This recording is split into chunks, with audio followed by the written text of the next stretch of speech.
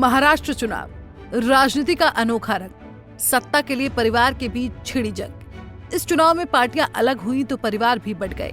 परिवारवाद के इस चुनाव में जहां राजनेताओं के परिवार के कई सदस्य चुनाव लड़ रहे हैं, तो कई सीटों पर परिवार में टक्कर भी दिख रही है।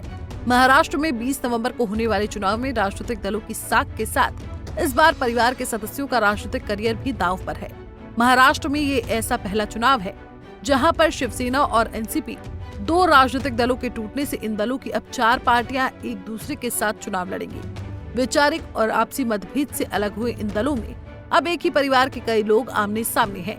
दरअसल महाराष्ट्र में हो रहे विधानसभा चुनाव राजनीतिक पार्टियों के नेताओं से ज्यादा परिवार के सदस्यों के एक दूसरे के खिलाफ चुनाव लड़ने के लिए चर्चा में है। इस चुनाव में कहीं चाचा बनाम भतीजा तो कहीं पति बनाम पत्नी आपस में चुनाव लड़ रहे हैं। महाराष्ट्र विधानसभा चुनाव में कुछ सीटों पर भाइयों, रिश्तेदारों और पिता बच्चों के बीच मुकाबला देखने को मिल रहा है।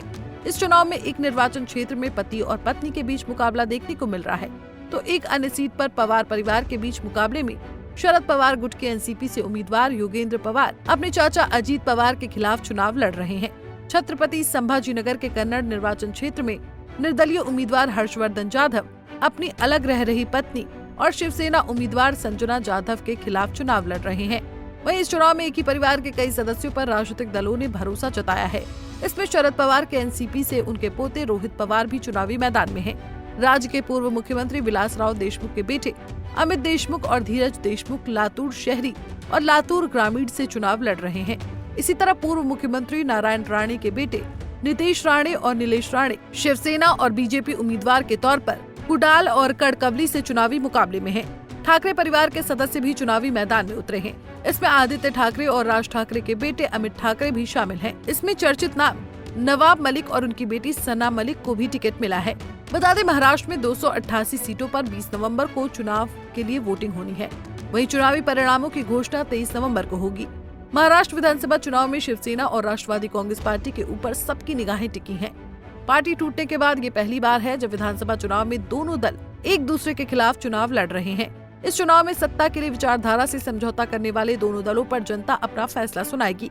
आने वाले दिनों में किस राजनीतिक दल को सत्ता मिलती है और कौन सा राजनीतिक दल पिछड़ जाता है, इस पर भी जनता निर्णय करेगी। इसके साथ चुनावी मैदान में उतरे अन्य प्रमुख राजनीतिक दलों में महाराष्ट्र नवनिर्माण सेना है। राज ठाकरे की पार्टी महाराष्ट्र में एक विकल्प के तौर पर अन्य दलों को कड़ी टक्कर दे रही है। ये चुनाव राज ठाकरे के राजनीतिक करियर के लिए भी महत्वपूर्ण है। राज ठाकरे की पार्टी जो कभी 20 सीटों पर चुनाव जीती थी, अब उसका राज्य में एक विधायक है। राज ठाकरे की भविष्य की राजनीति इसी चुनाव से तय होगी। वहीं इस बार के चुनाव में उनके बेटे ने कमान संभाली है, लेकिन पार्टी में बढ़ते बगावती सुरों के बीच ये चुनाव ठाकरे की पार्टी की दिशा और दशा तय करेगा। बहरहाल महाराष्ट्र की राजनीति में परिवारवाद हावी है। इसमें जहां एक और राजनीतिक दल परिवारवाद को समाप्त करने की बात कर रहे हैं, तो वहीं दूसरी ओर राजनीतिक दल परिवार के सदस्यों को टिकट दे रहे हैं। परिवारवाद की राजनीति कई मायनों में राजनीतिक दलों की मजबूरी भी है।